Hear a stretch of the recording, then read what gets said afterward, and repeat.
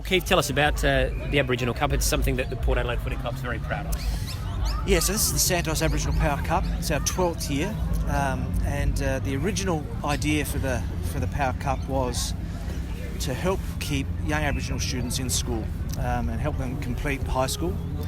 And it was inspired by a report that came out in 2008, 2009, which spoke about the gap between Indigenous and non-Indigenous Australians. The harsh reality is that gap isn't decreasing, and so the need for programs like this Cup is as important today as it ever has been. What we know also is that programs like this work.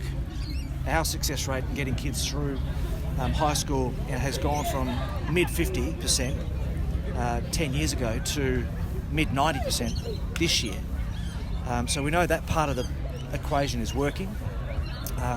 Now it's about how do we help those kids use that platform to get into work, into uni, into trades, and then achieve the outcomes that we want.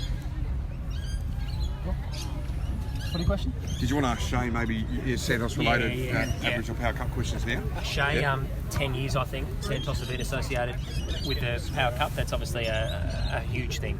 Yes, we're very proud at Santos to be supporting the Santos Aboriginal Power Cup. Look, the reason why we do it is simple. It works. It provides outcomes. Even last year, one of the young students that was involved participated now works in our organisation. So we're very proud as a company. And you've been at the coalface. You've been a young man coming through. How much better are we in terms of education and supporting young Indigenous people coming through? Oh, well, I think everyone's learning and still willing to learn, and the reason why we've supported it for over 10 years now is because we know that people like Paul Vandenberg and Keith Thomas understand and care about what we're actually trying to achieve here. What's some of the feedback you've seen or received today from some of the people that are participating? The football's pretty good, but I think most importantly we've got people here that want to provide opportunities, and assist in these young people's future and the success of that. And so if we go up to the halls here, we'll see different organisations like Santos and other organisations talking to them about career pathways and other opportunities that exist. Hey, just from a player's perspective, do you want to ask Karl about what it means from... Karl, I guess just what Nort said, what does it mean from a player's perspective? Yeah, it's massive. I think, going out to the schools and seeing the kids, in the classroom, and it's all about education, learning about their culture, which is something which I didn't have when I was growing up, and certainly since coming to Port Adelaide through Paul Vandenberg, that's been a massive thing for me, that the programs that they run, and you see in the background the reward is the football side of things. So for them to have this 2-day carnival and then to play on Adelaide Oval, it's a massive reward, and it's a great program. The Indigenous culture at Port Adelaide in particular is so strong. Oh, it's massive, and I think we're probably the front runner in the competition and what we do, and not certainly just in the Adelaide region, but the programs that they have in rural communities through higher South Australia and Northern Territory. It's exceptional, and what they do with us boys, it's magnificent. Learning about our culture, I've learned so much in the 6 years that I've been here. Great. Cool. Turn to footy. Seems like there's a few big outs this week. One of them's Paddy Ryder. He seems to be coming out of contract soon. Do you want him to stick around at the club? Well, firstly, I don't know that that's right. The announcements for selection will happen tonight at 5 to 6, and our coach Kenny will, obviously will talk to that. What I do know is that we saw Charlie Dixon and Ollie Wines and Hamish and Willem Drew play really, really well over the last 2 or 3 weeks with the Magpies.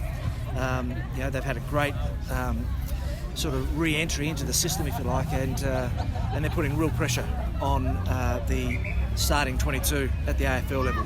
I think that's really healthy. I think that it's going to be important for us as we head into a really crucial back end of the year, that we have our best side on the deck, whatever that looks like, because there's a massive challenge ahead. Every game looms as a really significant game for us, and as it does for every other team in the competition. We're looking forward to that. Does it put Ryder and Westhoff, if they have been dropped, does it put them in jeopardy with their contracts at the end of the season? Well, look, it's hypothetical. I know there's a lot of discussion around those two guys. In my mind, not at all. I think that we are in a situation where we're going week by week. We're trying to construct the best possible team to take on an opponent every week, and we'll stay in that frame of mind. And I expect every player in our squad to be able to react to disappointment and bounce back. I think that other clubs are experiencing the same thing. That has always been part of the deal as an elite athlete, and it's part of the character building that goes on when you're in a performance industry. Karl, when you're 6-6 and inconsistent, what's the players' feedback on what would happen at selection? Certainly, if you've got players performing in the sample, they're certainly going to get looked at, and that's what we know. That's what's happened in the past few weeks. We've got some senior players in the sample, and they're playing really good football. So, pressure on spots is always a good thing. It keeps you accountable, and you know that you're going to have to perform to stay in the team. Have you got a handle on why you would be so inconsistent as a team this year? We know that we're doing some really good stuff, but for us that's bringing that out for 4 quarters, and that's what we're faced with at the moment. But we know that our best brand of football, stacks up against the best in the competition, and for us it's just bringing it out consistently. So what needs to change to make it happen more consistently? It certainly comes back to on the players as well, and just being accountable for each other, really, and if you see something and say it, and just bringing your best effort consistently is the main thing. Keith, whereabouts is the prison bar Guernsey out for next year? 150. Have you put a request in to the AFL, and if so, how many games would you like to play with the old prison bar? Yeah, look, I think that we've had a conversation with the AFL. They're considering it. It's not there's been a lot more external pressure than internal pressure, to be honest. We've got time. We're preparing ourselves for a pretty big year. I think in our planning, if we were able to wear the prison bar at some point through the year and give it a nod and say this is an iconic piece of property, if you like, representative of an unbelievable club and its history, I think that'd be a great thing to be able to do, and I think that mostly people would agree with that. So we're hopeful. We're just going through the process, to be honest. I'm not that stressed about it at the moment. More than once, would you like to wear it, if ideally? Oh, look, I think people have spoken about the showdowns, and if you think about what that Guernsey means to Port Adelaide and what those showdowns mean to the relationship between Adelaide and Port Adelaide and South Australian footy, it makes perfect sense. Is it possible? I don't know, but they're the considerations. But we don't want to wear it beyond that. I think 2 showdowns would be the absolute maximum. One would be okay. I just think that it needs to find its way into our celebrations in some way. Keith, how do you rate? There's been a lot of talk online and through other platforms about Kenny's performance. How do you rate Ken's performance halfway through the season? Yeah, I think that it's hard to answer that question in isolation, and I think it's probably unfair. What I look at is how is the team performing, how are we all performing, and I would say, given the disruption that we've had to a lot of our senior players, which a lot of clubs have had, right at this point, I'd be feeling comfortable with 7-5 and we're 6-6, right? So we're thereabouts. As Karl said, there have been games and there have been moments in games that we've been really happy with. The statistics would demonstrate to us that there's been a shift in our ability to affect the game in the right way as we've wanted, but we've been inconsistent. Now, how much of that is to do with the age of the squad, the injuries that we've had, the new game plan, new coaches? It's very easy to forget all of those things. There's been a lot of disruption to our program. I'm happy with a lot of it. I reckon we're about where we probably, sort of should be. I'd like us to be slightly better, but it's all before us. And we saw a big story yesterday, obviously, with Jaden Stevenson. Is gambling, in your eyes, a major issue within the AFL and holistically? Look, I'm certain that it's an issue society-wide.